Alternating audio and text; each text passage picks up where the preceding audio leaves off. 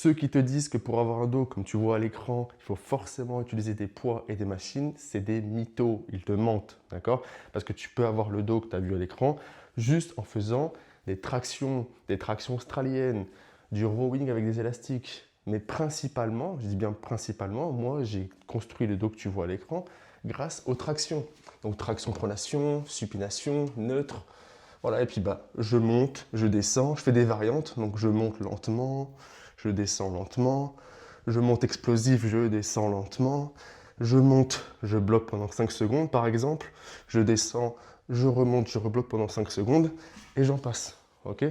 Puis après, tu as aussi la variante de l'archer, comme ça, tac, droite, gauche, droite. Ça va te construire un réel dos athlétique, fonctionnel et qui envoie de l'aura, quoi. Mais c'est ça le pouvoir en fait, c'est que tu es un sleeper build. Ça se voit pas sur le moment, mais quand tu enlèves le t-shirt, tu ressembles à ce gars-là sur l'écran.